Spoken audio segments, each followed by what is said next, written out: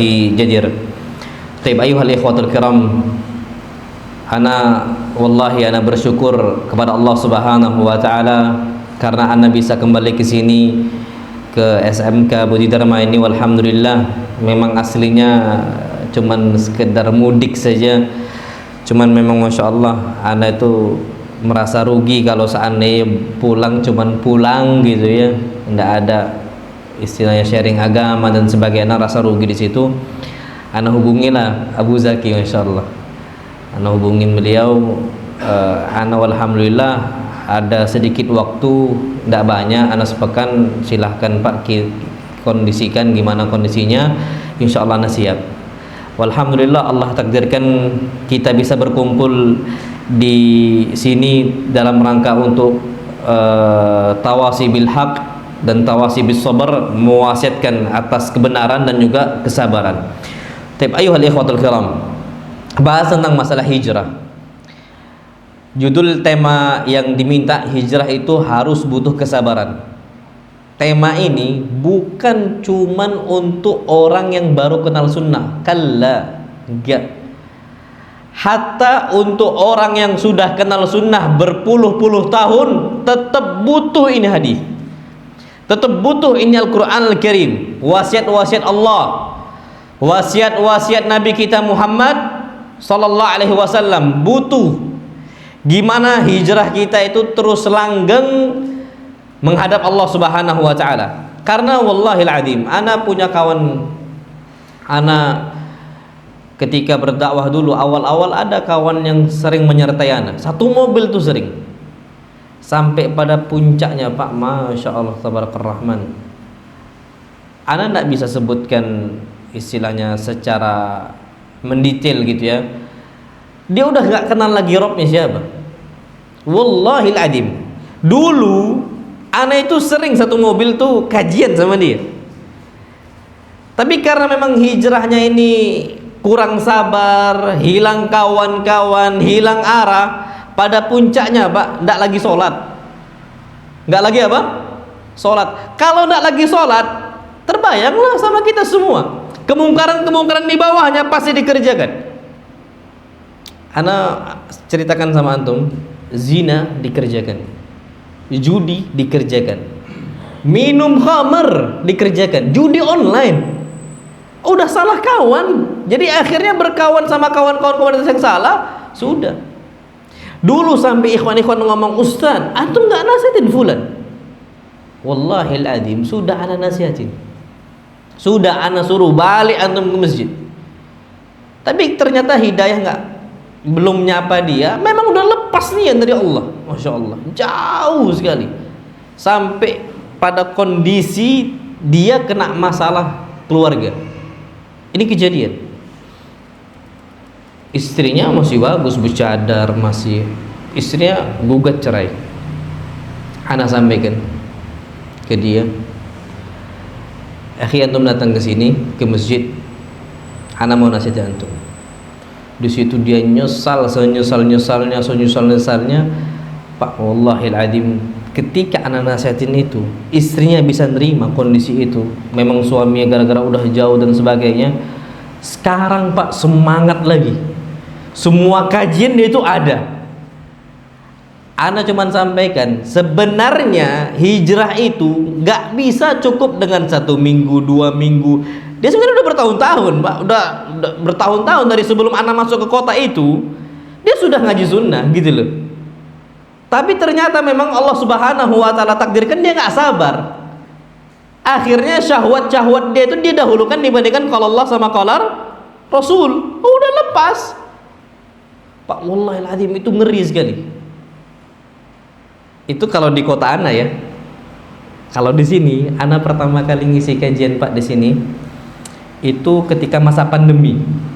Ceritanya, ketika masa pandemi, ikhwan-ikhwan baru tahu, lu ternyata antum orang Medan kan gitu, ngumpul ngisi kajian di kota Medan. Ada dulu salah satu ikhwah, masya Allah jenggotnya tebel, taatnya masya Allah dan sebagainya.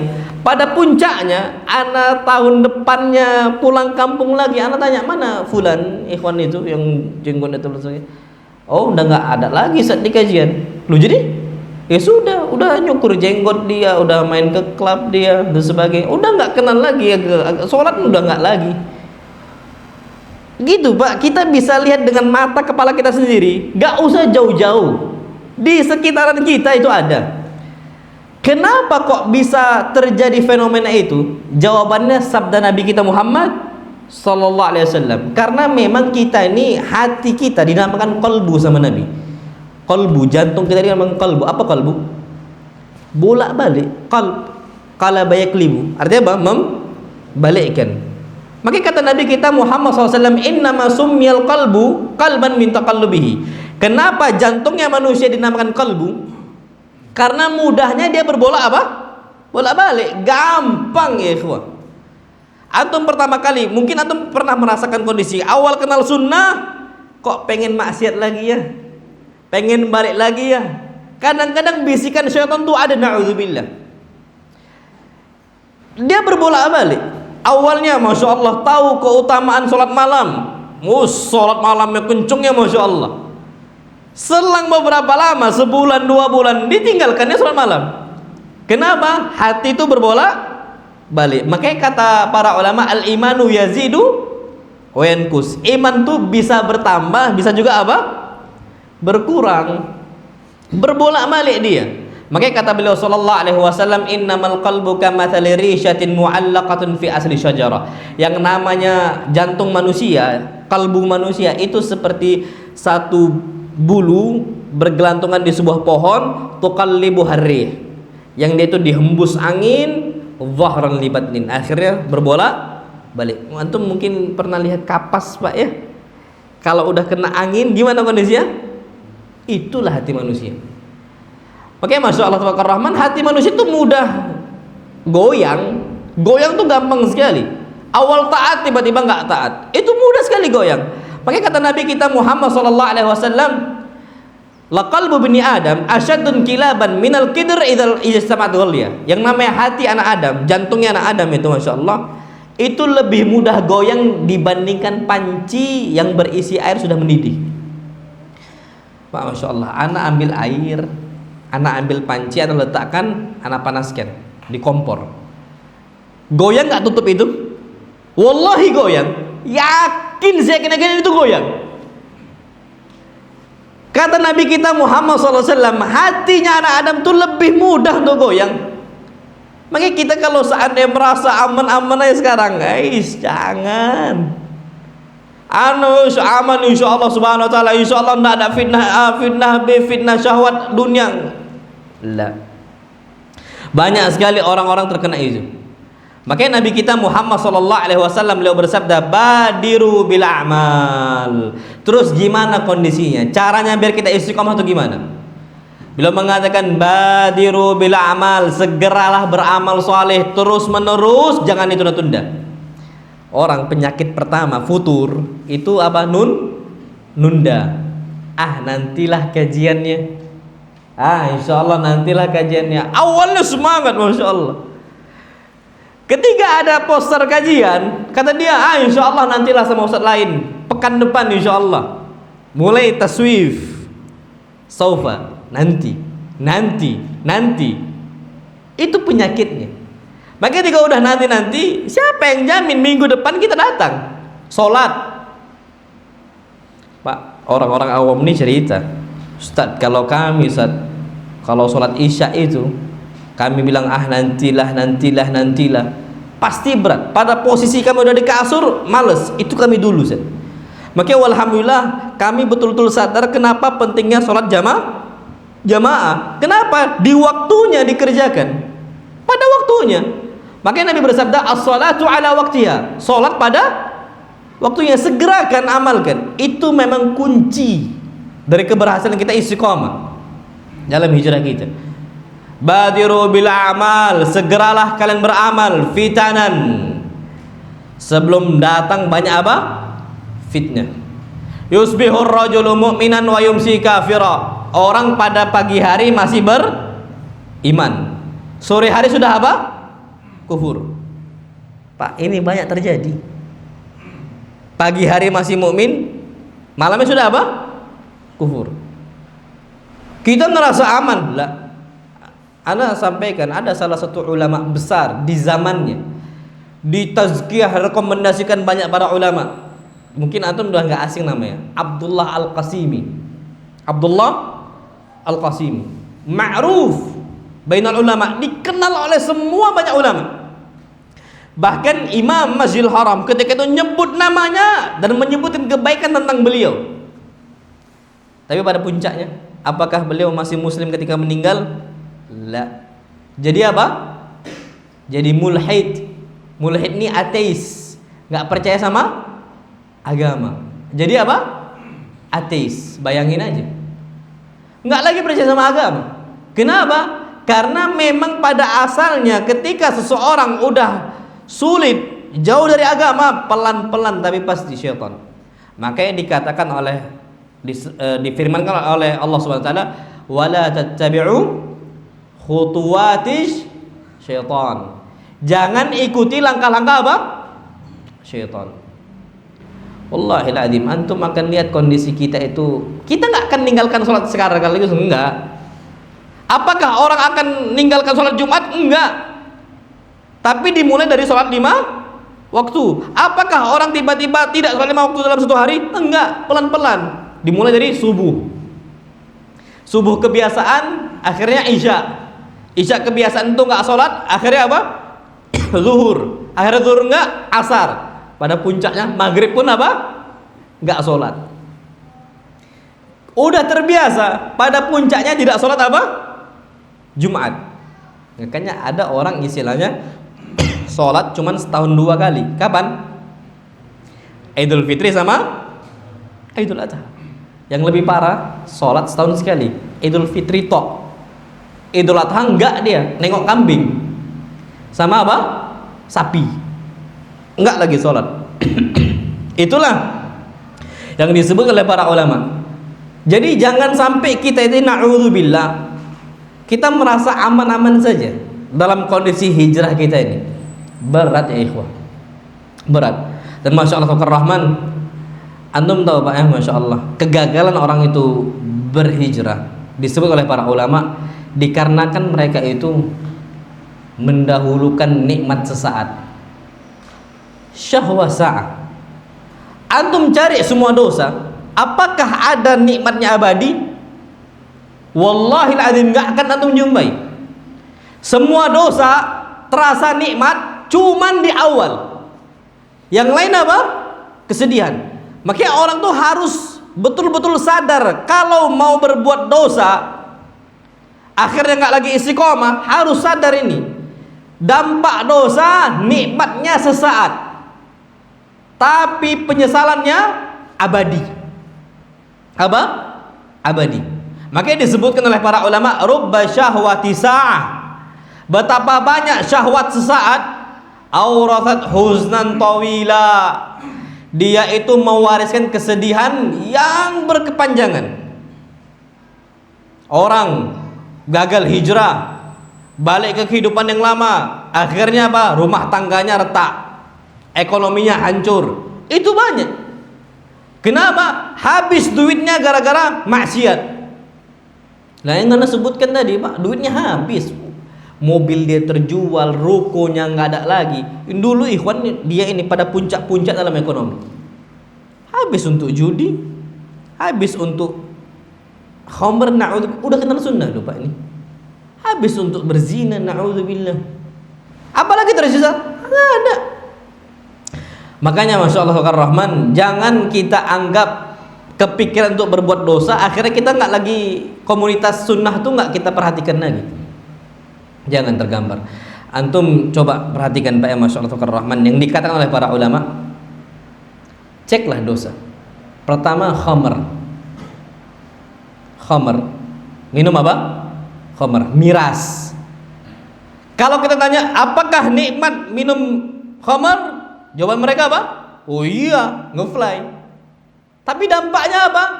Ketika dampaknya dia bisa bunuh orang, habis dia nyesal. Karena biasanya orang kalau udah minum khamr, dia nggak tahu lagi mana baik mana buruk, sampai pada kondisi zina. Kalau seandainya kita Tanyakan sama orang-orang pezina, na'udzubillah, apakah engkau merasakan kenikmatan ketika berzina? Mereka jawab apa? Naam, iya. Tapi coba lihat kondisi pada ketika saat si wanita hamil. Hamil di luar apa? Nikah. Ana beberapa kali cerita ini, Pak. Kasusnya itu ana ambil pelajaran besar, wallahil adzim.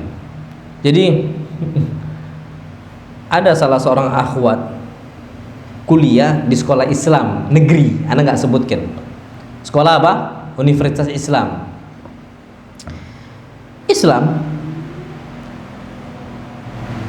Ya kalau kita tahu Islam, kalau kampusnya kampus Islami, ya harusnya justru kehormatan diri terjaga. Tapi ini enggak. Na'udzubillah. Ini akhwat berzina sama seorang laki-laki, bukan akhwat pengajian tuh enggak, bukan komunitas sunnah tuh enggak.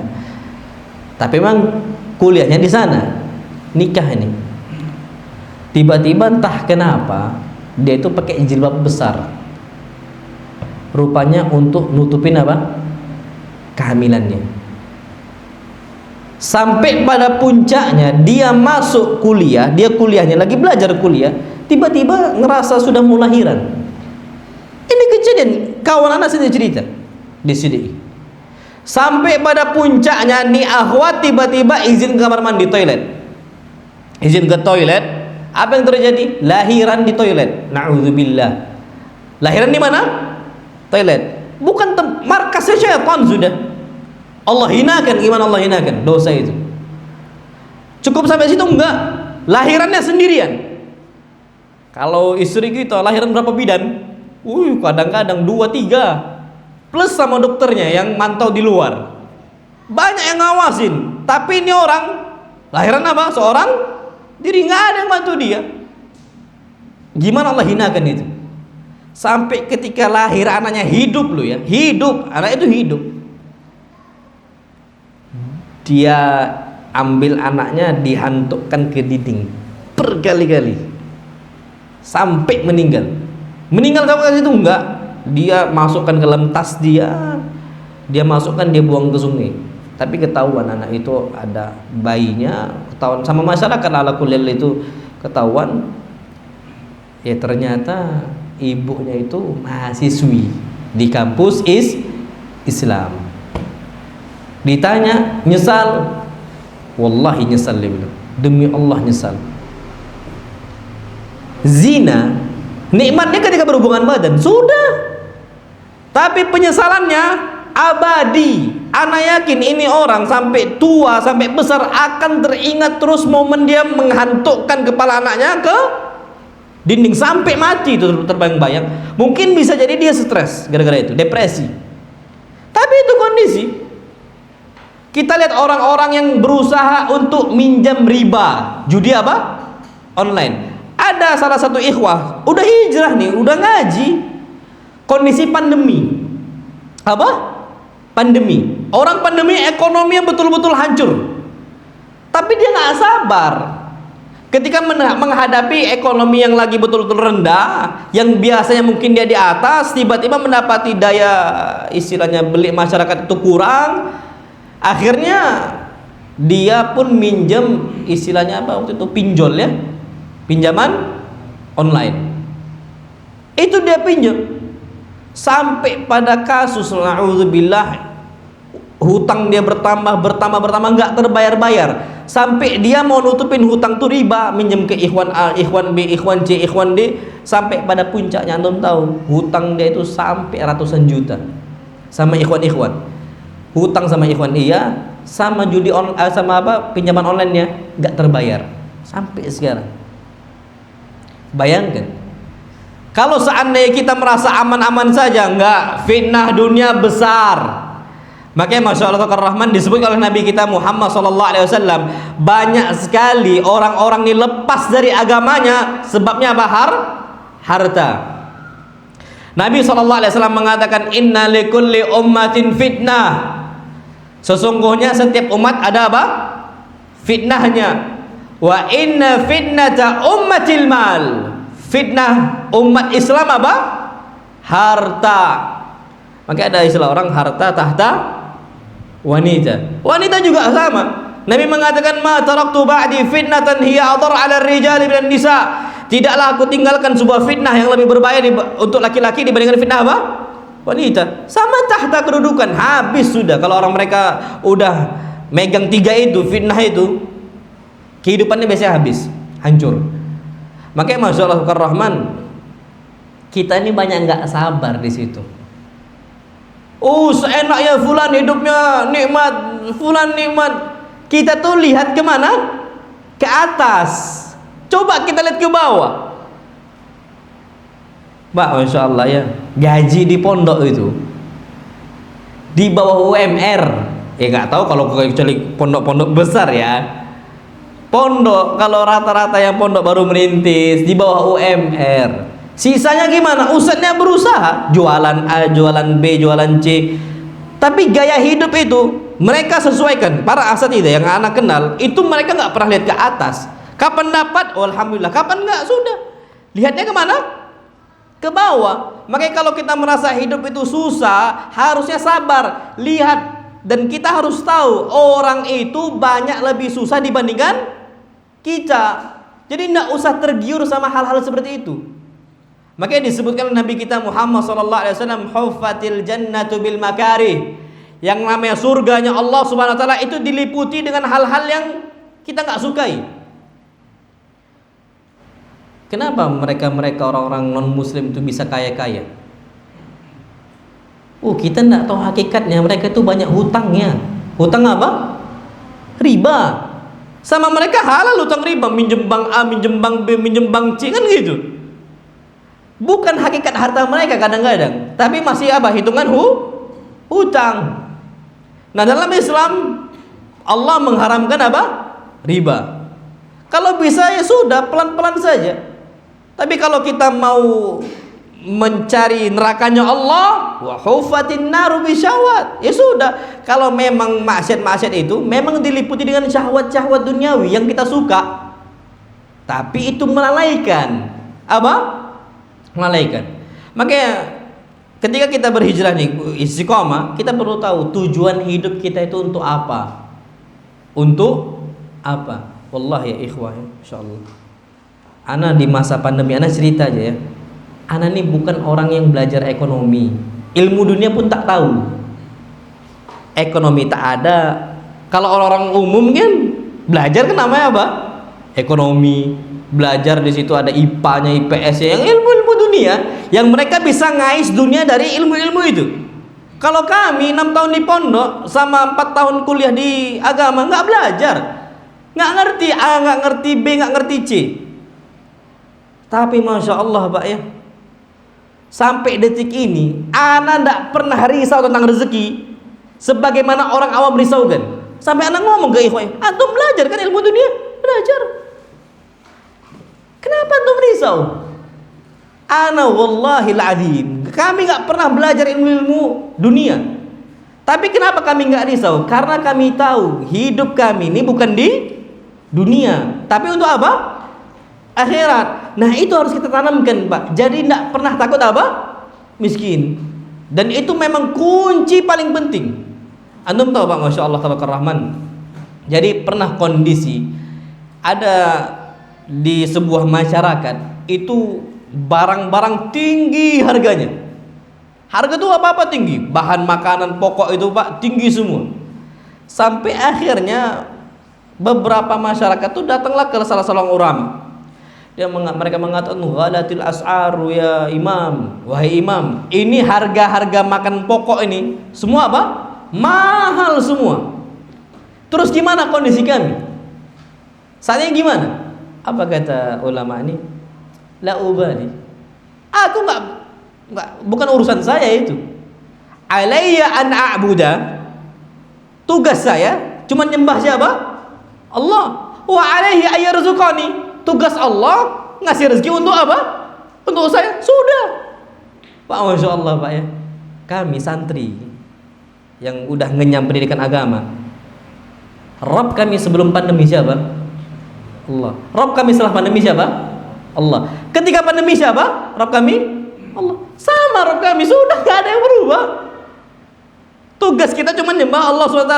Orang-orang yang hijrah ini kadang-kadang dulu penghasilannya banyak, ketika hijrah penghasilan apa? Serat. Itulah akhirnya banyak yang enggak sabar, balik lagi ke dunia yang lama. Anak ambil contoh, semisal ada orang tukang joget-joget dulunya, banyak duit dari situ. Ketika hijrah enggak ada lagi job untuk joget-joget, semisal contoh.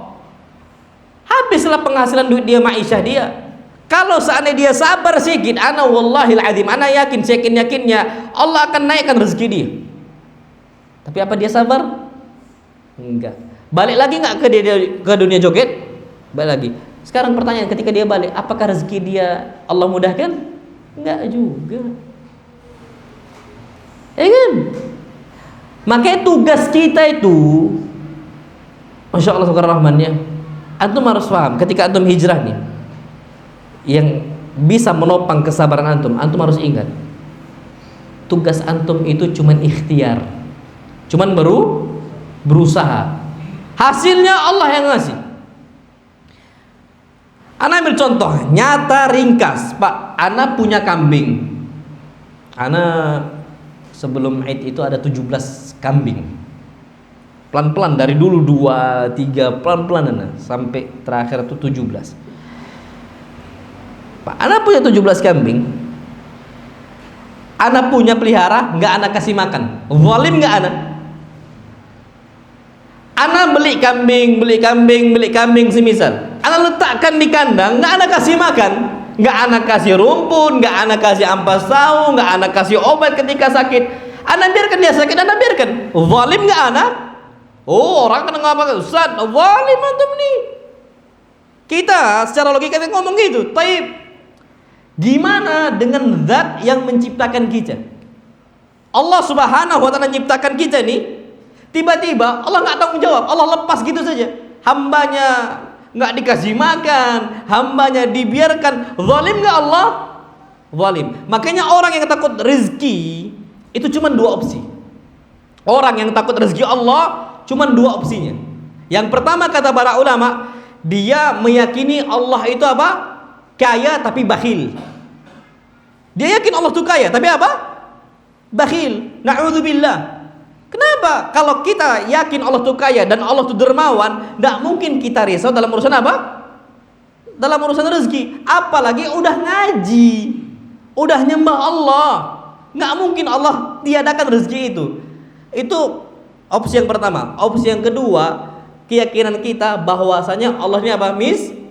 Miskin, na'udzubillah. Dan 2 pemikiran ini itu rusak. Yang selamat apa? Nggak perlu risau dalam urusan rezeki. Kadang naik, kadang turun. Cuman memang konsep kita tuh kebanyakan konsep karyawan. Konsep apa? Karyawan. Makanya perintah Nabi SAW kalau bisa itu tijarah, karena diberkahi kita dalam urusan tijarah. Apa tijarah artinya? Jualan. Masya Allah ya. Kenapa anda nasihatin antum untuk jualan pelan-pelan, kecil-kecil, nggak kayak karyawan full gitu? Kenapa? Karena gini, konsep akidah karyawan itu kadang-kadang tawakalnya itu cuman di akhir bulan. Doanya, ya Allah, kalau di akhir bulan tuh kencengin doanya. Ya Allah, rezeki ini cepatkan ya Allah tanggal 1. Dia doanya di akhir. Coba pedagang, tiap hari dia apa? Doa, ya Allah, bismillahirrahmanirrahim, ya Allah, ana minta tolong kepada Engkau ya Allah yang maha besar, yang maha kaya, ya Allah, mudahkanlah urusan ana. Tiap hari dia berdoa. Kapan ternyata pelanggannya, customer-nya nggak datang, doa lagi dia. Kapan rame, walhamdulillah dia. Coba kalau karyawan, sudah bersyukurnya di tanggal 1, tanggal 2 nggak lagi alhamdulillah. Nggak lagi alhamdulillah. Makanya sebenarnya konsep untuk rezeki ini, ana sarankan antum untuk jualan bismillah. Kecil-kecil. Macam mana? Ana karyawan ana ada gaji nggak besar. Cuman ana tetap jualan. Kenapa? Karena kita bisa belajar dari situ. Bisa apa? belajar. Makanya Nabi SAW sebelum diutus jadi nabi, beliau ngapain? Berjualan, berusaha beliau. Karena memang konsep itu tuh besar sekali, besar. Makanya disebutkan, masya Allah tabarakallah rahman, orang-orang kalau sudah hidupnya sama dunia, nyari dunia, nyari dunia, nyari dunia, keras hatinya, keras. Mbak, anak ambil contoh ikhwan-ikhwan yang sudah ngaji sama yang belum ngaji. Jadi anak tuh punya banyak kawan yang mereka ini masya Allah bapak-bapak yang pengusaha, karyawannya ya ikhwah-ikhwah kita masih muda-muda. Setiap azan sholat suruh tutup, nggak lagi kerja, tutup berangkat masjid semuanya, tutup berangkat masjid semuanya. Anak punya kawan-kawan pengusaha masya Allah tabarakallah rahman, mereka itu punya perhatian penting dititik beratkan dalam urusan sholat.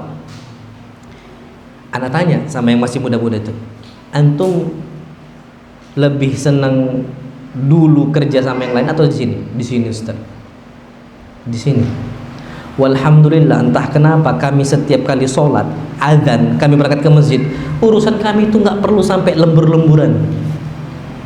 Tapi kalau dulu azan berkumandang, azan apa? Zuhur berkumandang. Nantilah, kerjaan belum apa? Selesai, kerjain terus sampai malam nggak pulang, harus apa? Lembur.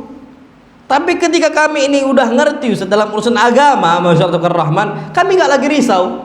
Kalau seandainya sudah azan kami datang ke masjid, insya Allah bantu selesai urusannya. Dan itulah sabda Nabi kita Muhammad sallallahu alaihi wasallam. Antum pun Pak, ketika jualan semisal punya usaha apa, udah hijrah ya, tinggalkan kerjaan ketika sudah apa? Adzan, sabar. Ustaz kerjaan belum selesai, tinggalkan. Yang memudahkan urusannya siapa? Allah SWT. Makanya ada sebuah hadis Nabi kita Muhammad SAW, beliau mengatakan, man kanatid dunya hamma, siapa yang tujuan ambisi hidupnya dunia, mencari dunia, apa kata Nabi kita Muhammad SAW? Farraqallahu syamlahu, Allah akan cerai-beraikan urusan dia. Akhirnya sampai lembur pun nggak selesai juga. A, B, C, D, cerai-beraikan, habis semua, susah, nggak selesai nih perkara. Tapi apa sebaliknya? Wa man kanatil akhiratu hamma, siapa yang akhirat ambisi dia, jama'allahu syamla, Allah akan kumpulkan perkara dia, selesai, dimudahkan oleh Allah SWT. Dan apa kata Allah? Allah takdirkan dia mendapatkan dunia. Wa ta'tihi ad-dunya, dunia itu datang untuk dia, wahya raghimah, dalam kondisi dunia ini apa? Tunduk. Maksudnya kita yang mengendalikan apa? Dunia, bukan dunia yang mengendalikan kita. Wallahi sahih. Tapi kalau ambisi dunia, apa kata Nabi kita sallallahu alaihi wasallam? Walam ta'tihi minad dunya illa ma qaddira lahu. Kalau ambisi kita dunia itu nggak akan datang untuk dia kecuali apa yang Allah takdirkan.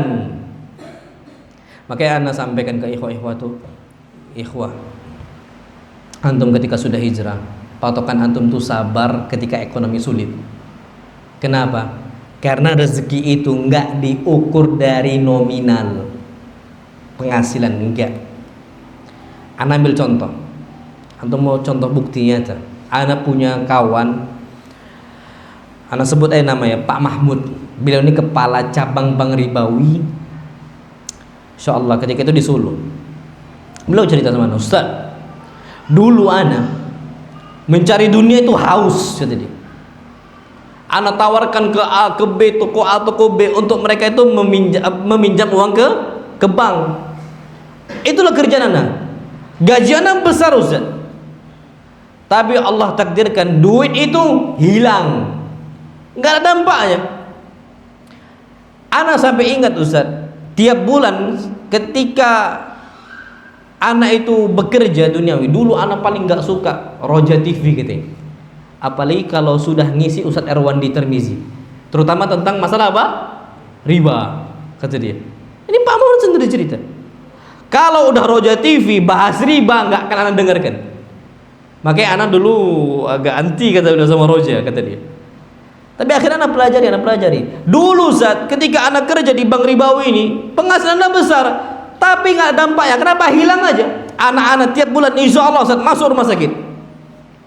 Sampai pada puncaknya anak yang sakit dan biaya itu anak harus mengeluarkan senominal harga mobil Avanza kata dia. Mobil Avanza baru anak jual Ustaz. Kenapa? Untuk biaya pengobatan anak.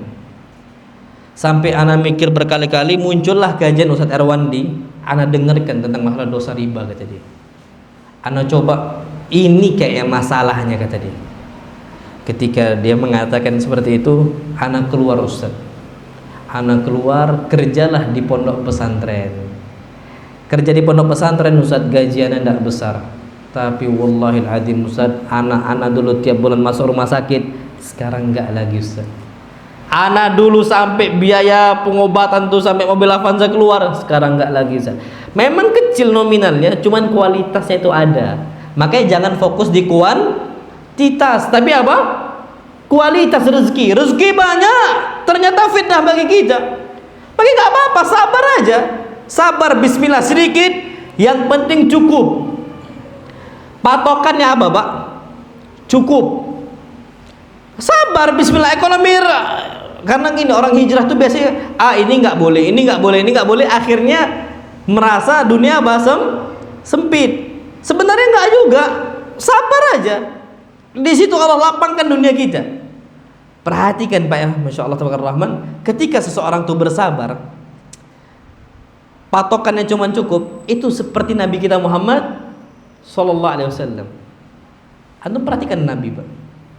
Nabi Sallallahu Alaihi Wasallam, doa beliau apa? Allahumma kfini bihalalika an haramik. Ya Allah, cukupkan saya dengan apa yang kau halalkan, sehingga aku tinggalkan apa yang kau haramkan. Patokannya apa? Cukup. Bukan gaji tinggi, gaji besar, bukan. Yang penting cukup. Pak, Masya Allah, untuk mau buktinya tuh, gimana rezeki Nabi SAW itu luas sekali dengan kondisi beliau kurang. Nabi SAW itu orang aslinya itu kaya beliau SAW. Cuman beliau ini hobi apa? Ngasih. Sampai pada puncaknya Nabi SAW itu sering nggak ada harta karena ngasih. Ada harta ngasih, ada harta ngasih. Rajin sedekah. Antum tahu Pak, Masya Allah Rahman. Disebutkan oleh Aisyah dari cerita. Marra ala Nabi SAW hilalun thumma hilal. Lewat untuk Nabi SAW satu bulan, satu hilal. Kemudian hilal berikutnya. Kemudian hilal berikutnya. Susah nggak itu Pak kondisi? Susah. Tapi pernah nggak Nabi ngeluh? Enggak. Pernah nggak Aisyah ngeluh? Enggak. 3 bulan, lewat 1 bulan, 2 bulan, 3 bulan. Nabi SAW istrinya nggak masak karena nggak ada bahan makanan yang bisa dimasak. Terus 3 bulan ini hidup pakai apa Nabi SAW? Al-aswadan kata Aisyah. Apa al-aswadan? Air sama kurma. Gampangnya kita Pak sekarang, makanan pokok di Saudi ketika itu, Mekah Madinah itu kurma. Kalau kita apa? Nasi.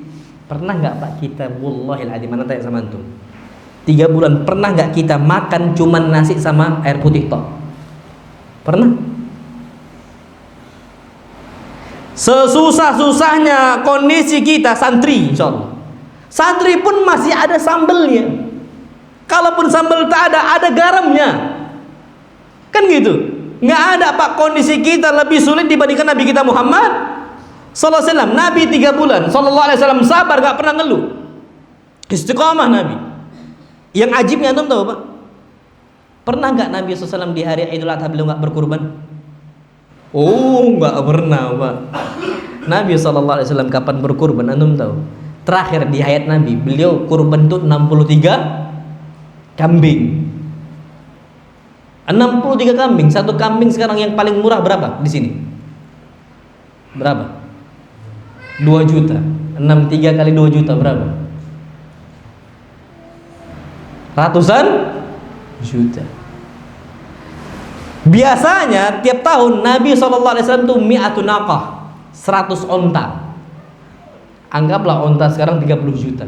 Kalikan 100 tiap tahun. Padahal 3 bulan Nabi SAW apa? Nggak makan. Rezekinya selalu diluaskan ibadahnya. Pernah kondisi Masya Allah, Nabi SAW itu lagi ngembala kambing SAW. Beliau ini kambingnya banyak karena memang beliau itu dulu apa, pengembala kambing. Ma min nabiyyin illa waqad ra'al ghanam, kata Nabi. Tidaklah seorang nabi diutus oleh Allah kecuali dulunya telah ngembala apa? Kambing, domba. Nabi SAW ngembala domba, banyak domba Nabi SAW. Tiba-tiba ada salah seorang Arab Badui datang untuk Nabi SAW.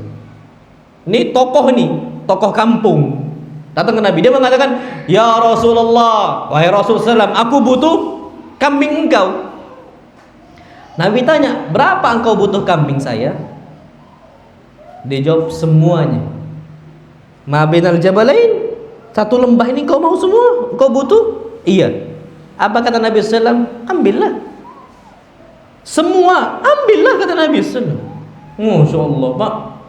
Pulang nih Arab Badui ke kampungnya, dia mau mengatakan, "Ya qaumi aslimu, wahai kaumku, masuk Islam kalian semua. Fa inna Muhammadan a'ta wa la yakhshal faqa." Karena Nabi SAW itu ngasih nggak takut miskin. Anak punya 17 kambing. Antum datang ke anak, "Ustaz, minta satu aja kambingnya."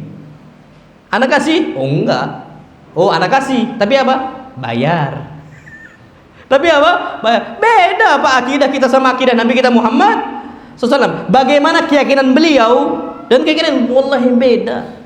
Makanya Nabi SAW itu nggak pernah takut miskin. Makanya hijrah ini Pak, hijrah Nabi dari kota Mekah ke kota apa? Madinah. Beliau tinggalkan semua harta beliau, semuanya.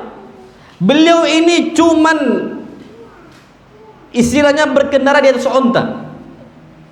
Harta ditinggalkan. Kenapa? Kalau bawa harta ketahuan, oh ini mau kabur, makanya nggak ada, sampai perbekalan tuh habis. Nabi risau dalam berhijrah? Enggak Pak, insyaallah. Nah kalau kita, anak ada Masya Allah waktu itu cerita juga, kepala cabang Bang Ribawi juga, tapi yang di Prabu Muli, Ustaz. Dulu ketika kawan anak nasihatin untuk keluar dari bank, anak itu agak risau, takut kalau anak tinggalkan kerjaan anak, makan pakai apa?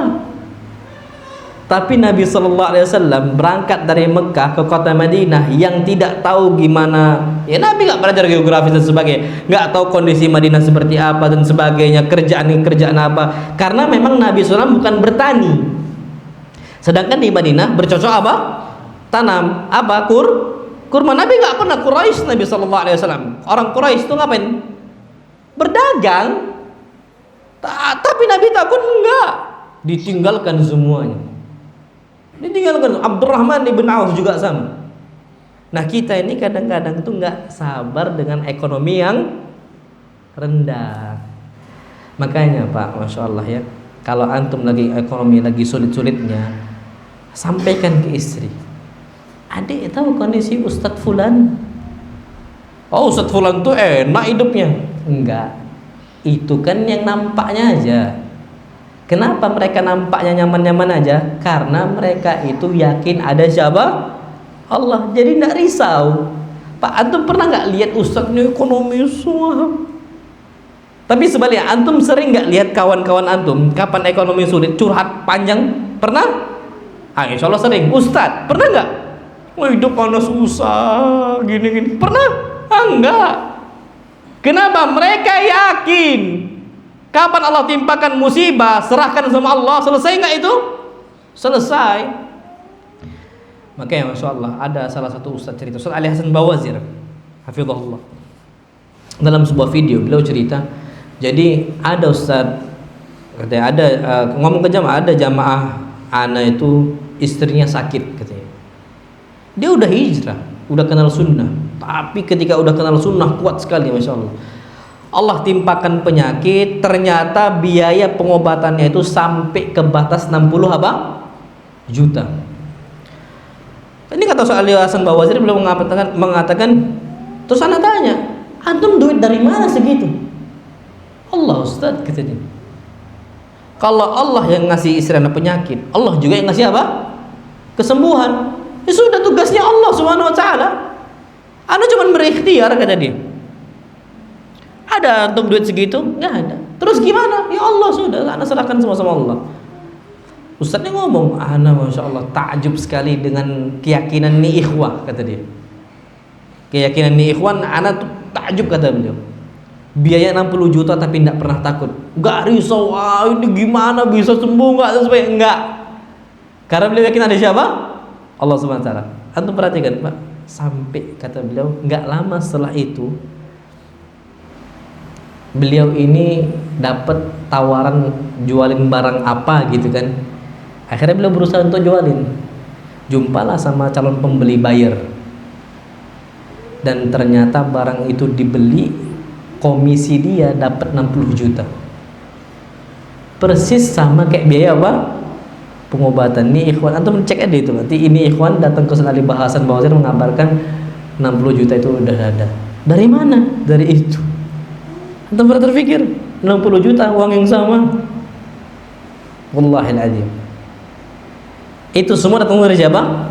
Allah Subhanahu wa taala. Makanya Pak, sampai sekarang ini coba antum perhatikan, orang semakin dekat dengan dunianya, semakin sibuk dengan dunianya, tinggalkan masa-masa hijrah dia, insyaallah biasanya hati dia makin apa?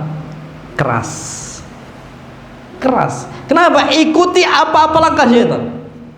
Allah berfirman, walakin qasat qulubuhum. Ketika mereka ditinggalkan agama, hati mereka makin apa? Keras. Coba Pak antum nasihatin orang-orang sibuk sama kerja. Apa kata dia? Enggak lah, anak lagi sibuk. Dikira dia orang ngaji itu apa? Pengangguran. Enggak ada pekerjaan. Gampang sekali dia ngomong, enggak, anak sibuk. Tapi kalau masya Allah orang-orang ikhwan nih, akhi, ada kajian, khair, ahlan, anak siap datang insyaallah. Padahal itu dia lagi bekerja, ditutup sama dia. Nggak ada alasan sibuk dan sebagainya.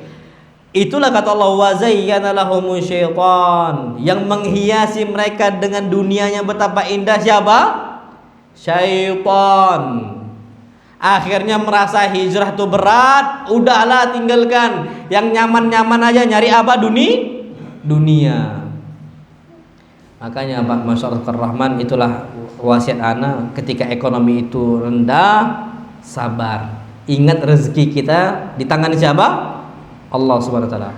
Kemudian poin yang kedua Pak yang mau saya sampaikan, orang tuh kadang-kadang bisa sabar, tapi tiba-tiba dia itu tinggalkan masa-masa hijrah dia, istiqomah dia. Sebabnya apa?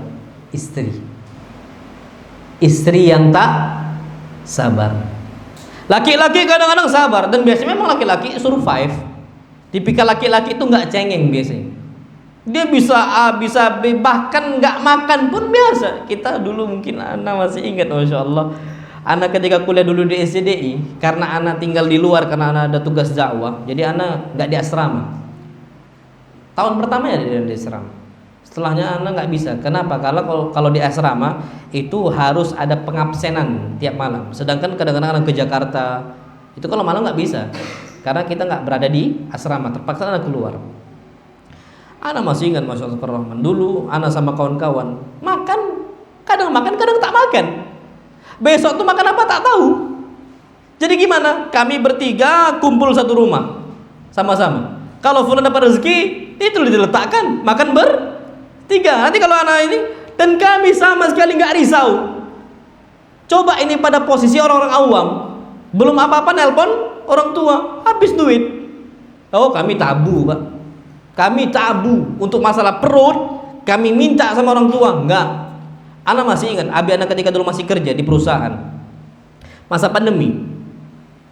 Ana wallahil adzim, Pak, ana cerita di sini saja. Wah, ini tabu bagi ana sebenarnya. Duit ana tuh habis, Pak. Kenapa? Karena kondisinya waktu itu ana keluar dari satu lembaga sekolah, ana jualan gitu. Rupanya pandemi datang. Jadi gaji tetap nggak ada, pandemi pula jadi nggak ada. Terus gimana? Jualan tuh jualan baju, habis nggak laku. Ditelepon sama Abena. Itu kan kita pandemi itu bulan Maret ya, tahun 2020. Mungkin sekitar 2 bulan 3 bulan setelahnya ditelepon sama Abena. Ana masih ingat waktu itu, jadi listrik itu udah udah bunyi itu. Udah bunyi. Ana nggak bisa bayar. Jadi akhirnya cara bayar itu rekening Ana di satu bank, Ana gabungkan dengan rekening lain. Jadi pas untuk uang 100.000 untuk bayar apa? Listrik. Ditelepon sama Abena. Itu qadarullah, siangnya Ana ngisi, asar ditelepon. Nak, duit ada masih? Ana bilang ada Pak. Nggak usah risau. Ana bilang ada insyaallah. Yakin nak? Yakin. Kalau nggak ada ngomong sama Bapak. Aman Pak insyaallah. Pak Masya Allah, itu Ana udah apa ini, gimana ini, udah mentok nih. Sholat Ana ngadap Allah, sudah sujud, sudah nggak tahu lagi Ana harus berbuat apa, jualan apa. Pada puncaknya Pak, ketika Ana minta pilihan, entah kenapa di Facebook itu ada salah satu ustadz Malaysia jualan parfum. Masa pandemi laku keras Pak Masya Allah. Parfum Arab itu ya, laku keras Pak Masya Allah. Anda nggak kenal sama Ustadz ini, Ustadz Muhib Khalid, Ustadz Sunnah juga. Anda nggak kenal beliau siapa dulunya, tiba-tiba tahu aja di Facebook, entah muncul aja. Anda bilang apa ini syarat tuh ada jual parfum? Anda ngomong lagi istri, kata istri, jangan bang, duit kita udah nggak lagi, mau gimana? Jualan, terus gimana? Tanpa modal lah. Anda bilang, datang aja ke A ke B ke C ke D, Anda jualin parfum antum. Mau mereka semua mau lah. Seperti Abdurrahman bin Auf, jualan tanpa apa? Modal. Jualan apa? Jualan barang orang lain. Sabar Abdurrahman bin Auf. Abang nggak apa-apa kayak gitu, nggak apa-apa lah. Datang ke A ke B ke C, kalau abang ya nggak ada masalah, sudah cobalah. Ana coba Pak, Masya Allah, sampai sekarang itu usaha itu masih berjalan. Walhamdulillah. Oke, Ana sampai mikir Pak, Masya Allah Rahmannya. Ana tuh sedikit lucu ketika kita akal sempurna kalah sama wanita yang akalnya apa? Setengah akal kita. Bukankah Nabi SAW sudah mengatakan wanita itu disebutkan nuqsani akliha wa diniha, agamanya lemah, akalnya juga apa? Lemah. Pak Masya Allah, antum tahu kasus hijrahnya Nabi Ibrahim bawa siapa? Hajar sama Ismail. Kemana hijrah? Dari Syam, Filistin lo ya, dibawa kemana? Ke Mekah. Jauh nggak itu Pak? Jauh. Hijrah nih, bawa bekal, masih bawa bekal. Diperintahkan Allah, syufa, perintahkan Allah, wahai Ibrahim, letakkan istri engkau dan anak engkau di sebuah lembah yang tidak ada tanaman gersang di sana. Di mana? Lembah Mekah. Ketika berhenti Nabi Ibrahim alaihissalam meletakkan Hajar sama Ismail, letakkan di situ. Apa kata Nabi Ibrahim? Rabbi inni askantu min dzurriyyati biwadin ghairi dzi zar'in 'inda baitikal muharram. Ya Allah, aku sudah berangkat nih ke Mekah, hijrah nih Pak, jauh. Apa? Aku letakkan istri saya dan anak saya di sebuah lembah ghairi dzi zar'in, tidak ada tanaman sama sekali. Kalau nggak ada tanaman berarti tidak ada air tandus. Kalau ada air berarti insya Allah ada tanaman, masih tumbuh lah insya Allah. Tapi ini nggak ada sama sekali. Antum tahu Pak, Masya Allah, apa kata Hajar kepada Ibrahim? Allahu amarka bihadza Ibrahim, Allah yang nyuruh ini. Diam aja Nabi Ibrahim pertama kali. Nanya lagi, Allahu amarka bihadza, wahai Ibrahim, apakah Allah yang nyuruh ini? Diam juga. Sampai yang ketiga kali Nabi Ibrahim ngasih syarat apa? Iya. Ngasih isyarat. Iya. Apa kata Hajar? Masya Allah, siapa? Akidah. Idzan lam yudayyi'na. Kalau Allah yang nyuruh, gak mungkin Allah buat kami ini susah. Selama ini perintah siapa? Allah. Pak, sekarang banyak nggak orang merasa hidupnya itu susah gara-gara sholat? Ya Allah, sikit-sikit sholat ke masjid, kerjaan belum selesai. Kalaulah mereka mengucapkan hal yang sama dengan diucapkan oleh Hajar, lam yudayyi'na, kalau Allah udah nyuruh sholat, nggak bakal kita nggak dapat rezeki. Ana yakin rezeki itu akan ditambah sama Allah Subhanahu wa taala. Taib. Kata Hajar, lam yudayyi'na, kalau Allah yang nyuruh, nggak mungkin Allah buat kami susah. Pulang Nabi Ibrahim. Antum tahu Pak, pulang Nabi Ibrahim apa yang terjadi? Syaitan menjelma dalam bentuk manusia. Apa kata syaitan? Engkau tinggalkan istri engkau bersama anak engkau di sana, di sebuah lembah yang nggak ada tanaman sama sekali, nggak ada air. Ibrahim ngambil kerikil, langsung dilempar. Itulah namanya jumrah qaban. Dilempar, lempar. Itu lempar jumrah itu. Tapi kalau sekarang tuh bukan berarti ada setannya di situ. Kodong-kodong orang ngambil batu besar dicampakkan ya, masih enak kalau kena ke dinding itu. Kadang-kadang kena kepala orang. Kalau sekarang lempar jumrah itu nggak ada setannya lagi. Itu tuh cuman simbol saja. Cuman apa? Simbol. Tapi kalau dulu Ibrahim pulang, setan tuh muncul dalam wujud manusia. Nah, ini nih kadang-kadang antum bikin hijrah. Nanti makannya gimana? Nah, itu setan itu. Kalau antum udah tekad hijrah, ada kawan-kawan yang bisiin, nah nanti hidup susah. Antum ambil kerikil lempar lah. Kayak canda, softo. Tapi itu setan. Buat risau ini, nggak sabar dia. Tapi masya Allah kalau pendampingnya salihah ya, pendamping apa? Salihah, dia akan dukung. Dia akan apa? Dukung. Pulang Nabi Ibrahim, dilemparnya itu sudah hilang setannya. Bekal itu namanya bakal habis. Ketika habis, makanan habis, nangislah siapa? Ismail. Di situ pertama kali wanita nyari maisha. Aslinya yang nyari maisha itu siapa? Laki-laki yang kerja. Ini terpaksa yang nyari maisha siapa? Wanita. Tapi nggak pernah risau. Berangkatlah ini Hajar untuk ngidupin anaknya ke bukit apa? Sofa. Antum kalau pernah berangkat umrah, Sofa, Marwah berapa kali? 7 kali. Hajar itu berangkat ke bukit Sofa, dilihat sama dia, ternyata nggak ada rumput yang bisa dimakan, nggak ada hewan yang bisa diambil diburu, nggak ada. Berangkat ke bukit apa? Marwah. Ditengok juga nggak ada juga.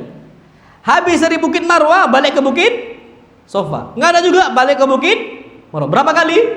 7 kali. Kalau antum, udahlah pasti nggak ada lah situ. Udah 7 kali ditengok. Tadi udah ditengok sekali, nggak ada. Ngapain bolak-balik kan gitu? Padahal akal kita apa? Sempurna. Tapi yang namanya Hajar selama itu taat kepada Allah Subhanahu Wa Taala, ikhtiarnya kuat, masya Allah. Ikhtiarnya apa? Kuat. Makanya kalau akal kita belum apa-apa, nggak bisa, belum apa-apa nggak bisa. Anak dulu pernah minta izin nikah sama Biana. Pak, nikah ya. Nanti kalau anak sakit dia menarik becak ya. Mikir, nah ya juga ya. Mau ngasih makan apa? Anak baru tergambar sekarang, ya Allah, dulu berarti takut sekali miskin. Takut apa? Miskin.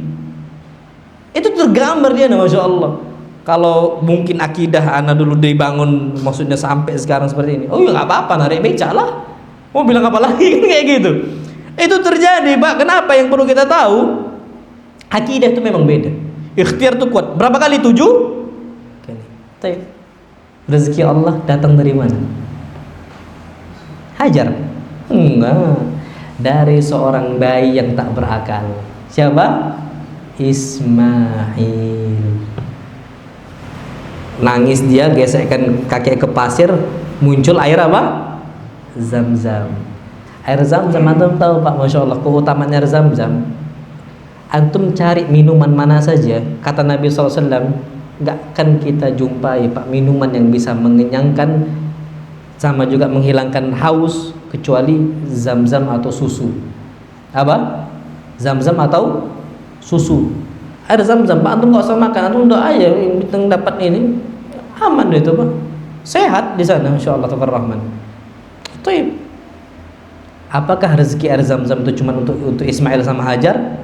Enggak. Sampai kapan kita bisa merasakan? Sampai anak cucu kita, sampai hari kiamat air zam-zam itu terus ada, gak bakal pernah habis.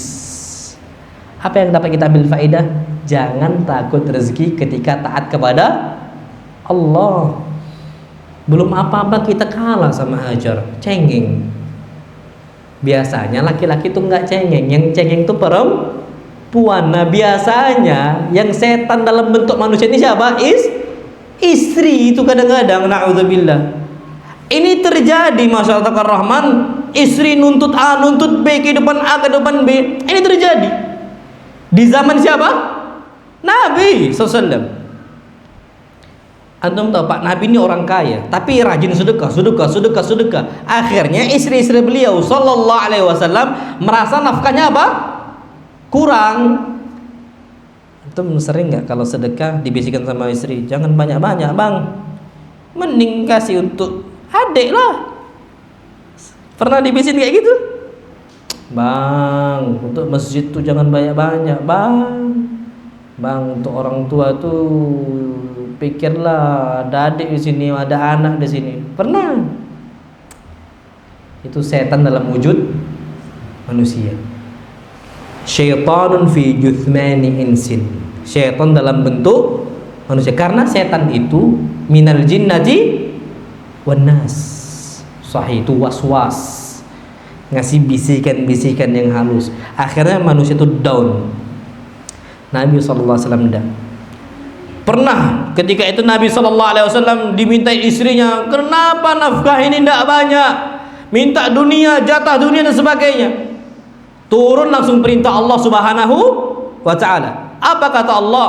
Ya ayyuhan nabi, wahai nabi, qul li azwajika, katakan untuk istri-istri kau, panggil semua. Qul li azwajika, katakan untuk istri-istri kau semuanya. Kata Allah, in kuntunna turidnal hayatad dunya, kalau engkau mau kehidupan duniawi, wazinataha, dan perhiasannya. Biasanya wanita ini mikirkan apa? Perhiasan. Make upnya berapa? Habis antum untuk istri, wah, gelangnya, kalungnya, cincinnya mungkin udah banyak habis. Sampai sekarang make up itu na'udzubillah, apa istilah skincare ya, mau krim pagi, krim malam, krim duha, krim apa lagi, semua ada. Terus apa, sun protector, apa, sunroof, ada semua. Ya Allah Akbar, sudah lengkap semua. Habis berapa? Perhiasan semua. Kata Allah, in kuntunna turidnal hayatad dunya, kalau engkau mau kehidupan duniawi, wazinata, dan perhiasannya, fata'alaina, sini kalian semua, umatti'kunna, aku kasih semuanya. Tapi syaratnya satu, wa usarrihkunna sarahan jamila, kita pisah. Antum berani ngomong gitu ke istri? Adik ngalang-ngalangin abang sedekah ya, abang kasih duit, tapi apa? Pisah. Berani? Antum sampaikan ke rumah. Antum mau ayatnya, Anda kasih ayatnya. Tapi antum pernah sampaikan, Ustaz, kalau kayak gitu cerai semua kami? Enggak, sampaikan saja ini firman Allah. Enggak langsung diceraikan, jangan. Lihat nih kondisi Aisyah, kondisi Hafsah, kondisi Zainab, kondisi istri-istri Nabi SAW yang diingatkan oleh siapa? Allah, min fawqi sab'i samawat.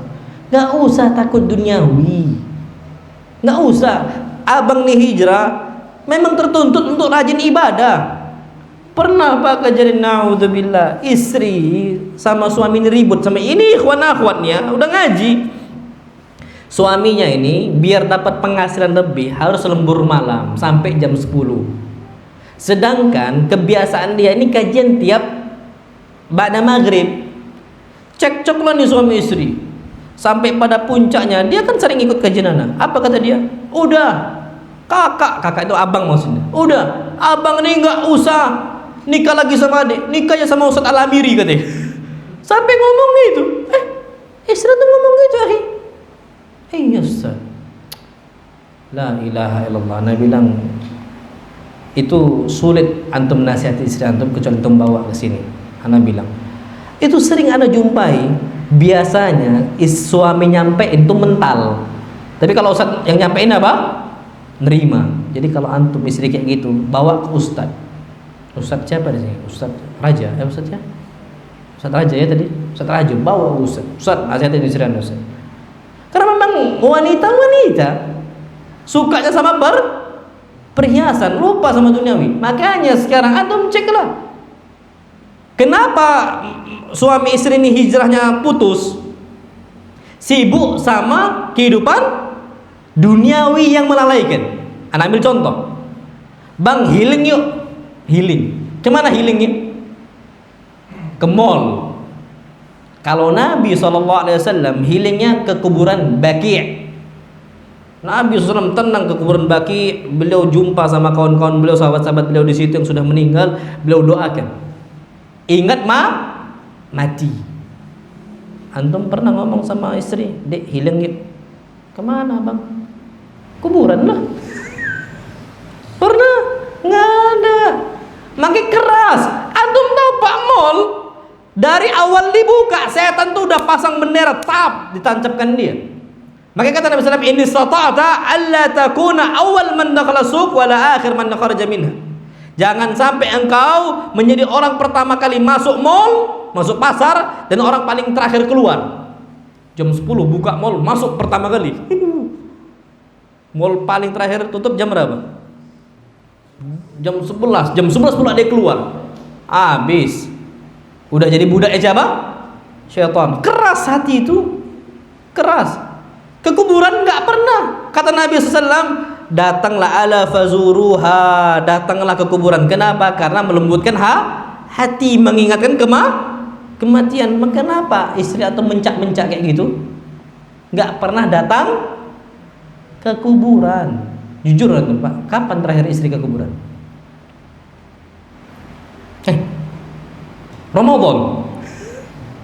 Ramadan itu ritual, nggak boleh kita mengkhususkan waktu Ramadan untuk apa? Ziarah kubur. Kapan terakhir? Bulan ini ada? Ya pantas Pak istri kita keras, naudzubillah. Sampai istilahnya suami takut istri. Kalau kita Pak ke kuburan, ada ikhwan meninggal ke kuburan gitu. Kita sholat jenazah, kita ngikutin apa? Ke kuburan. Lembut insyaallah hati kita. Coba ibu-ibu dibawa. Enggak. Cuman sebatas sholat apa? Jenazah saja. Insyaallah kalau kami ini Pak, insyaallah tiap bulan tuh ada gitu loh. Makanya coba Pak sekali-kali healingnya kemana? Ke kuburan. Bawa deh ingat mati. Harta tuh sedekahkanlah. Ini semua orang ngomong, Rabbirji'un, ya Allah balikkan saya, la'alli a'malu salihan fima taraktu, agar aku beramal saleh, fa asaddaqa wa aqum minas shalihin, agar aku bisa sedekah. Jeritan mereka semua nih, Dek, bisa apa? Sedekah. Nanti adek jerit-jerit di kuburan tak bermanfaat. Sini duitnya masukkan masjid. Minta kan, walas. Ana yakin Pak lembut insyaallah istri kita. Jadi minimal tuh sebulan tuh ada. Ajak kuburan umum saja, kuburan umum, nggak usah harus kuburan sunnah. Biasanya kuburan sunnah tuh kan jauh ya. Yang penting kuburan muslim saja. Karena anak tuh ada kuburan sunnah itu jauh dari kami karena tanah tuh mahal. Jadi kami bebaskan lahan, ikhwan-ikhwan banyak bebaskan lahan, cari yang murah. Memang untuk orang-orang sunnah yang meninggal di situ diletakkan. Nah tapi kalau kita jauh, cari yang kan banyak sekitaran sini kuburan. Kita bukan ngagungkan mereka, tapi untuk mengingat kematian.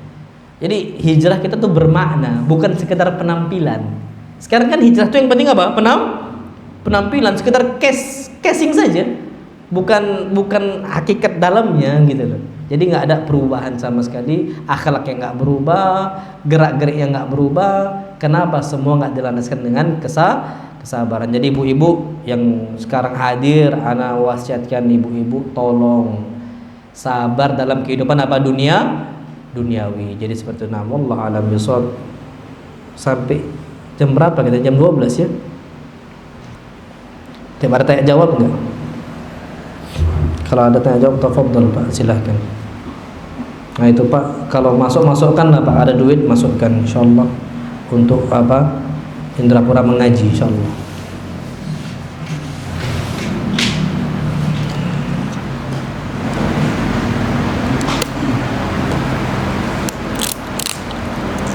Tafadhol ya ikhwah. Ibu-ibu di mana? Sebelah ya? Oh, nah, kalau ada lewat kertas Bu, tafadhol.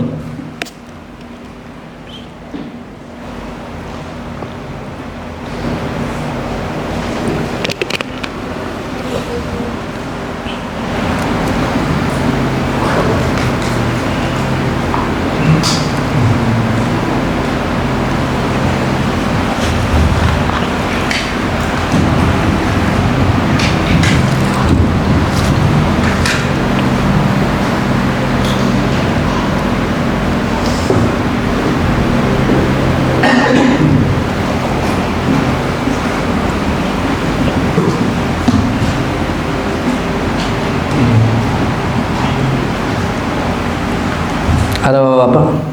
Karena setahunan sampai jam 12 Pak ya insyaallah. Nah.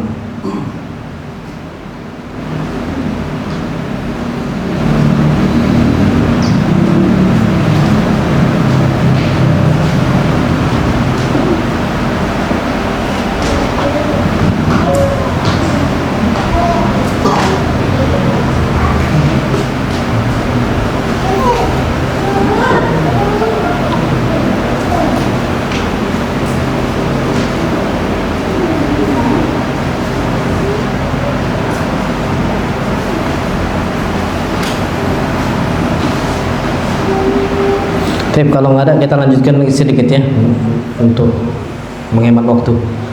Tip, ayo ikhwatul kiram, pembahasan berikut tentang masalah sabar. Nabi kita Muhammad SAW telah mengatakan sabar dalam hijrah itu penting. Beliau mengatakan inna min waraikum ayyamas sabr.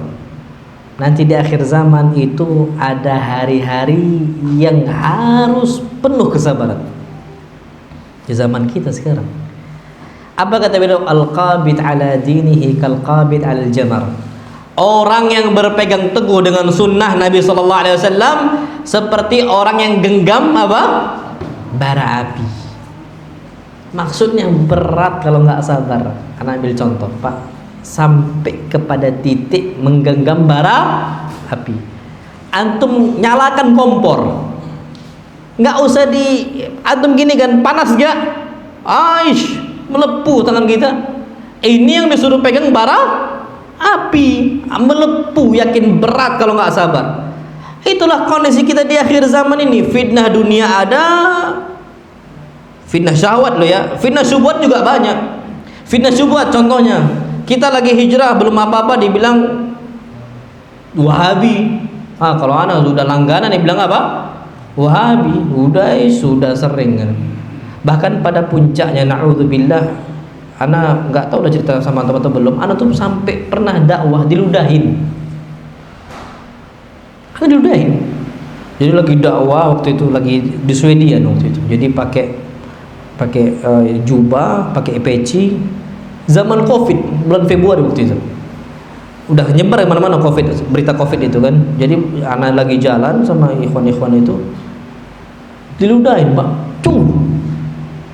Muslim Covid gitu dia. Ana di situ bukan warga negara asli, cuman pendatang, pelancong saja, turis saja. Cuman dakwah di sana. Itu mental tuh kena. Di situ tuh Pak, Masya Allah Rahman, yang ana bilang dalam hati ana, kalau tidak sabar habis. Memang harus sabar. Zaman kita sekarang dibilang dituduh A, dituduh B, dituduh C, dituduh D, itu pasti. Makanya Pak, Masya Allah ya, kalau seandainya kita ini diberikan ujian oleh Allah Subhanahu wa taala sebagaimana ujiannya Nabi kita Muhammad sallallahu alaihi wasallam, mungkin kita bisa jadi orang gila. Nabi sallallahu alaihi wasallam dilempar batu, pernah enggak kita dilempar batu? Gara-gara kita jaga sunnah Nabi, gara-gara sholat, pernah enggak kita dilempar batu? Enggak pernah. Nabi sallallahu alaihi wasallam lagi sujud untuk Allah Subhanahu wa taala, kalau Nabi enggak sabar, udah Pak, beliau tinggalkan ini agama. Tapi beliau enggak, kuat tekad Nabi sallallahu alaihi wasallam untuk dakwah apa? Islam. Lihat Nabi sallallahu lagi sujud salat, dilemparkan sama kotoran unta, jeroannya, darahnya dibukakan semua, masya Allah subhanallah. Jeroan, antum tahu Pak jeroan dia? Jeroan sapi. Dulu kami kan kalau udah kurban, apa? Kurban itu kan biasanya berangkat dulu ketika di pondok ke sungai untuk nyuci apa? Jeroan. Jadi kadang-kadang anak-anak tuh santri itu isengnya, naudzubillah, dibukakan itu Pak, dimasukkan ke kepala orang, suap. Jadi macam kayak ilmu itu kan langsung kotorannya marah betul itu Pak. Bal canda. Tapi kesal sekali, marah semarah-marahnya, langsung marah. Nabi kita Muhammad SAW enggak cuman itu aja Pak, bukan canda, memang penghinaan. Nabi SAW itu lagi sholat, dibukakan jeroan tuh, darah semua dikasih oleh Nabi untuk Nabi kita Muhammad SAW. Ada yang bela Nabi? Enggak ada Pak. Ana yakin, yakinnya ana dihinakan, ana yakin jamaah tuh banyak bantu. Ada yang ludahin ana, ada jamaah kita, pasti habis orang yang merendahkan kita. Biasa gitu. Nabi SAW ketika lagi sholat dilemparkan jeroan, ada yang bela Nabi? Lah, nggak ada. Kalau ana di posisi Nabi kita Muhammad SAW, kena mental udah, kena mental ana. Ibnu Mas'ud ketika melihat dari kejauhan, Ibnu Mas'ud kecil, pendek, dia kurus orangnya. Dia mengatakan, saya cuma bisa melihat Nabi SAW dihinakan dan saya nggak bisa membela. Yang membela siapa akhirnya? Fatimah radhiyallahu anha. Karena ada akhlaknya jahiliyah itu nggak menyiksa wanita. Kapan udah wanita gerak, mereka nggak mau menghinakan. Itu ada akhlak yang termasuk dipuji, nggak mau menyakiti apa wanita. Untuk orang-orang tokoh-tokohnya seperti itu, apalagi wanita yang lain dan sebagainya. Yang bisa membela Nabi SAW cuma siapa? Fatimah. Kalau ana di posisi Nabi kita SAW, nggak ada yang bela ana ketika ana dihinakan, ketika ana dimaki, udah kena. Nabi SAW, bagaimana sabar beliau ketika Taif? Beliau ini masya Allah berjalan susah dan sebagainya, gara-gara dilemparkan apa? Batu, sampai beliau nggak bisa jalan. Yang bela Nabi SAW cuma Zaid ibn Harithah.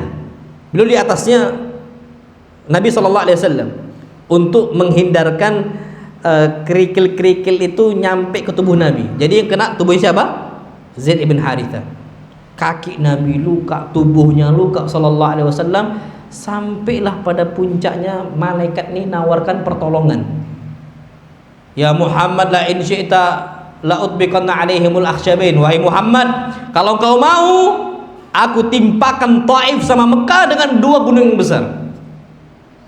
Nabi mengatakan, lah, jangan. Sabar Rasulullah. Lah, jangan. Fa inni arju an yukhrijallahu min aslabi man ya'budullah. Yang aku harapkan ada dari keturunan mereka yang nyembah Allah Subhanahu wa taala. Kalau ana ditawarkan malaikat kayak gitu, ya sudah. Ada ikhwan datang, Ustaz, gimana kalau kita balas? Balas. Tapi Nabi SAW enggak, jangan timpakan. Dan sampai detik ini Pak, di Taif tidak ada satupun penduduk non muslim. Semua apa? Muslim. Semua muslim di Taif. Insyaallah. Awalnya satu keturunan, sampai detik ini semuanya muslim, nggak ada yang nggak non muslim, nggak ada yang nggak muslim, semua muslim. Berkat kesabaran Nabi kita Muhammad SAW. Nabi mau diancam nyawanya, Nabi mau dibunuh, Nabi SAW mau, sampai Nabi diracuni. Nabi meninggal sebabnya apa? Racun. Nabi udah banyak gangguannya. Tawaran-tawaran Nabi untuk tahta, harta, wanita udah Nabi terima, tapi Nabi tolak SAW. Tawaran tuh ada, tapi Nabi tolak semuanya. Apa kata Nabi SAW?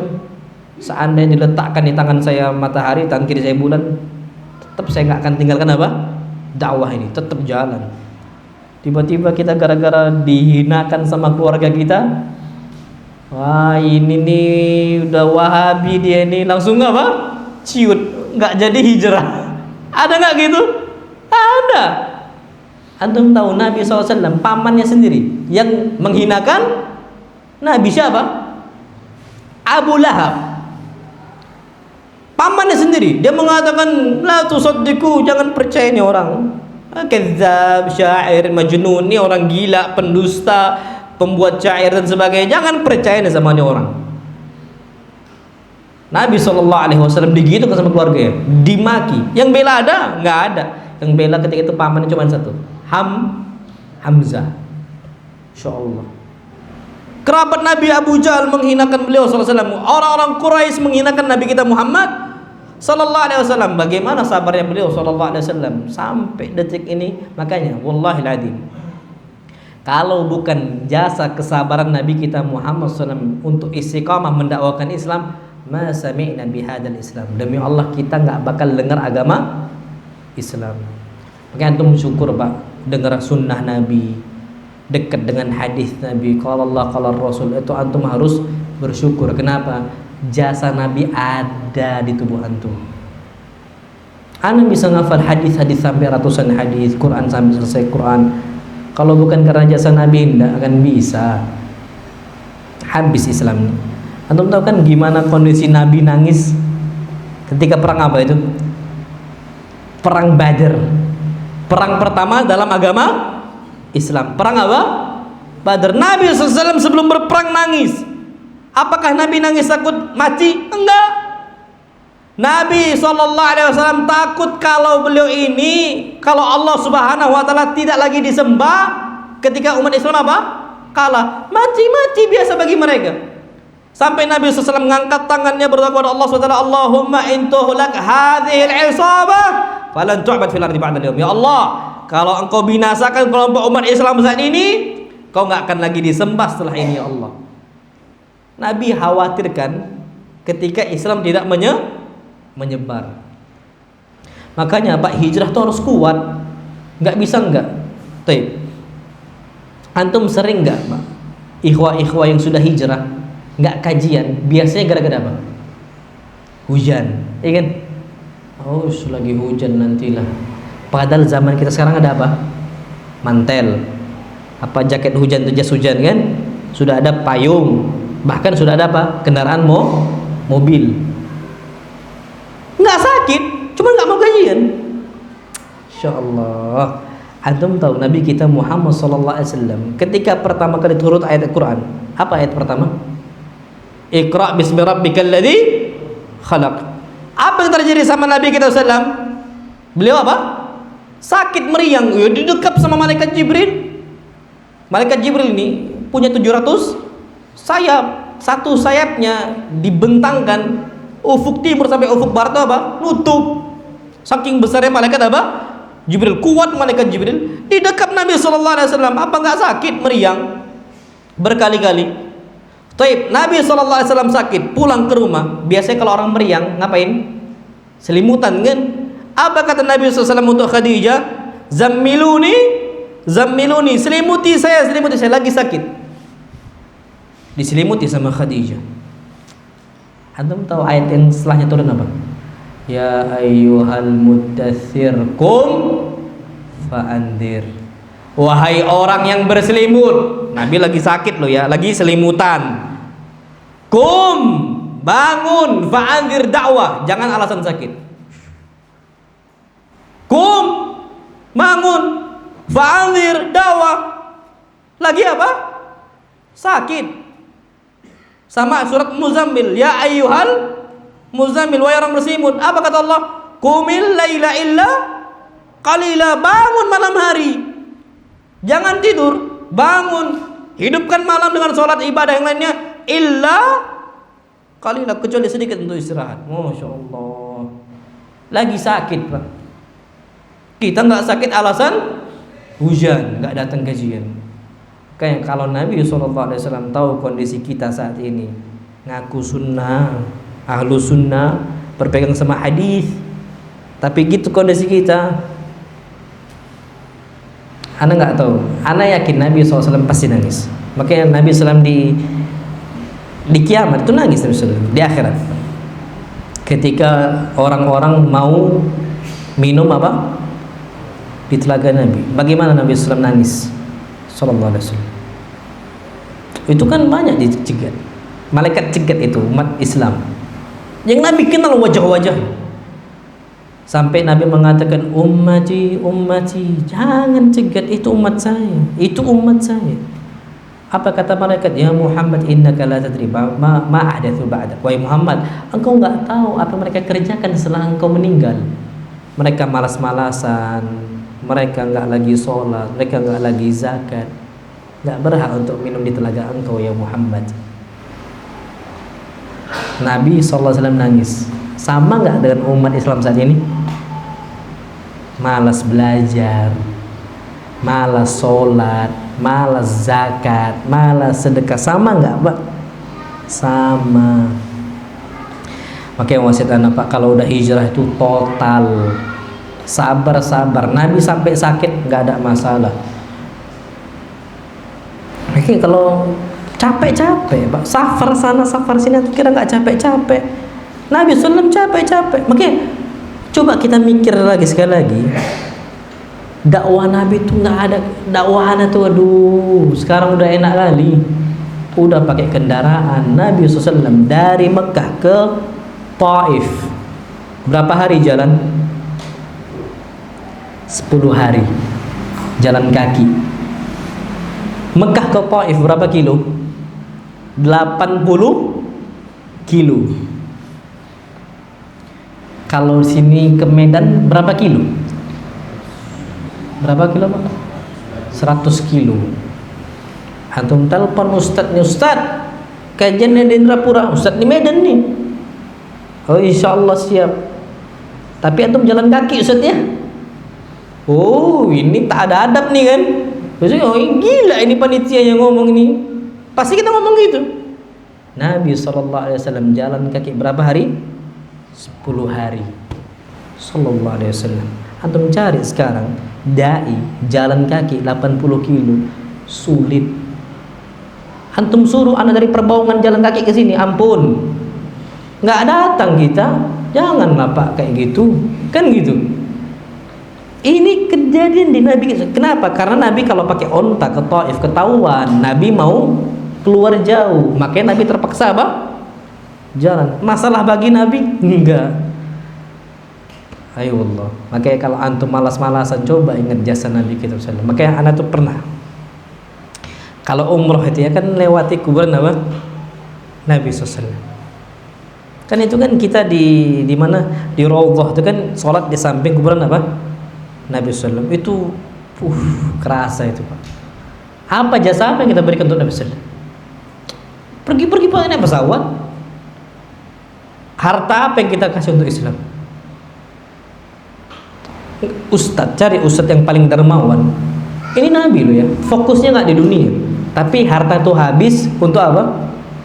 Islam. Nabi SAW. Oke, kalau anak safar, memang kadang-kadang ikhwan tuh ngomong, Ustadz, aku nggak capek, Ustadz. Capek lah, cuman nggak mungkin itu anak sampaikan. Kenapa? Masa pernah nggak Nabi alasan capek? Pernah? Nabi SAW alasan capek? Enggak pernah, Pak. Enggak pernah.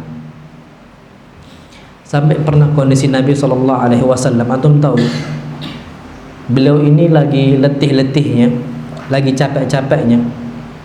Beliau itu kajian tetap sampai tengah malam. Sampai kapan? Tengah malam.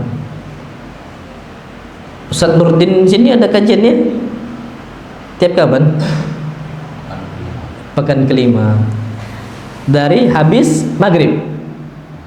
Habis maghrib. Pernah tuh ngomong, Ustadz, sampai jam 12 lah. Pernah? Oh enggak. Kadang-kadang na'udzubillah ustadznya ini masih ngomong, Ustadz habis waktu kita nih Ustadz. Nabi SAW sampai tengah malam, capek-capek sallallahu alaihi wasallam. Tapi bagaimana beliau ini haus untuk mengenalkan umatnya tentang Allah Subhanahu wa taala. Bukan tentang beliau. Makanya sampai Nabi mengatakan sallallahu alaihi wasallam, kata Aisyah, Rasulullah SAW, maka Rasulullah SAW yantaqimu li nafsi. Nabi SAW nggak pernah balas dendam gara-gara jiwa beliau, diri beliau dihinakan, nggak pernah SAW. Tapi kalau ketika agama Islam, agama Allah dihinakan, beliau baru marah. Beliau kenalkan umatnya tentang Allah SWT. Yang penting gimana umat ini bisa kenal. Dihinakan. Sabar betul sallallahu alaihi wasallam. Belajar. sampai tengah malam. Nah kalau kita nih kadang-kadang, aduh, kajian udah enggak. Di sini kajian seminggu sekali kan? Atau seminggu 2 kali? Seminggu sekali.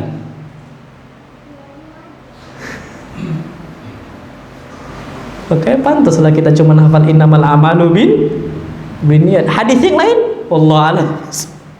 Karena memang seminggu sekali. Para sahabat dulu, Pak, masyaallah. Coba antum perhatikan. Alasan kita sebenarnya bisa nggak diterima sama Allah? Ya Allah, anak ini nggak bisa belajar ya Allah. Kenapa? Masih ikra. Allah terima uzur itu? Enggak. Nabi SAW bisa baca Quran karena Nabi buta huruf. Antum masih bisa baca ikra. Apakah Nabi alasan tidak mau ngafal Quran gara-gara nggak bisa baca? Enggak. Nabi metode apa? Talqin. Capek sampai kata Allah, fa idza qara'nahu fattabi' Qur'ana. Kami bacakan kepada engkau wahai Muhammad, habis itu engkau baca. Gitu terus. Sampai Nabi SAW ada jadwal khusus di bulan Ramadan, murajaah, mudarasah bersama malaikat siapa? Jibril. Nggak bisa baca. Tiba-tiba kita ngomong, anani ya Allah wajar nggak bisa hafal Quran karena masih ikra. Kira-kira Allah terima itu? Taib. Nabi SAW, kita alasan ustaz, anak umurnya sudah 40 tahun. Nabi SAW turun wahyu pertama kali umur berapa? 40 tahun. Alasan apa? Tua? Enggak bisa, enggak Allah terima. Taib. Kita sudah ngaji sekarang saat ini, berapa tahun kita ngaji? Kenal sunnah berapa tahun? Anggaplah ada yang kenal 2015 kenal sunnah. Berarti kalau 2015 kenal sunnah, sekarang berapa tahun? Taib. Berapa hafalan Quran kita? Juz amma udah selesai? Belum. Taib. Kira-kira mungkin gak Allah gak nanya itu? Ya hambaku udah dikasih berpuluh-puluh tahun dan hafalan kau gak bertambah. Mungkin gak Allah diamkan saja? Kita dikasih panjang umur, hafalan kita gak bertambah. Kira-kira mungkin gak Allah gak tanya?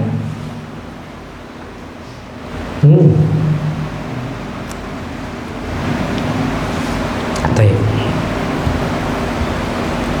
dalam sehari megang gak kita gadget? Facebook megang gak? Megang. Mungkin gak kira-kira Allah gak nanya, dalam sehari engkau bisa pegang HP, kenapa engkau gak bisa pegang Quran? Mungkin gak kira-kira Allah gak tanya itu? Gak mungkin, pasti ditanya. Kalau kita ngomong la adri, yakin gak aman kita di kuburan? Antum tahu insyaallah ada satu hadis. Coba antum renungkan berkali-kali hadis ini. Nabi SAW bersabda, seseorang jika sudah meninggal, ya'tihi malakan, ada 2 malaikat datang untuk dia. Malaikatnya bertanya, pertama, man rabbuk? Siapa Rabb engkau? Rabbi Allah. Rabb saya siapa? Allah. Yang kedua apa? Wa ma dinuk? Apa agama engkau? Dinil Islam, agama saya Islam. Yang ketiga apa? Wa manir rajul ladzi bu'itsa fikum? Siapa nabi kalian? Jawabannya siapa? Muhammad sallallahu. Antum kira cukup sampai sini? Enggak. Ada tambah satu lagi, wa ma ilmuka bihi? Gimana ilmu agama engkau? Nambah enggak Qur'annya, hadisnya? Apa kata Nabi SAW? Fa in qala la adri kalau dia mengatakan aku nggak tahu, ilmu agama ditanya lo ya, anda nggak tahu. Apa kata Allah Subhanahu? Apa kata Nabi SAW? Fa'atal malak bimitraqah, Malaikat tuh datang dengan palu yang besar, dipukulkan sampai hancur semua tulang kita. Siap nggak kita ditanya itu? Anggaplah nggak hafal Pak ya. Ana rasa solusi yang paling aman untuk kita hujah, walaupun kita nggak hafal, ikhtiar. Minimal berusaha untuk apa? Ngafal. Caranya gimana? Gini Pak. Antum mungkin kan ada beberapa anak-anak antum di pondok pesantren. Antum suruh Pak, nak bimbing bapak untuk ngafal Quran. Apa tugas anak antum kalau seandainya ngambil manfaat tuh orang lain? Antum sekolahkan capek-capek, biaya besar dan sebagainya. Ujung-ujung dakwah untuk siapa? Untuk manusia, untuk bapaknya nggak ada. Nak, bapak minta bimbing untuk bapak hafal Quran.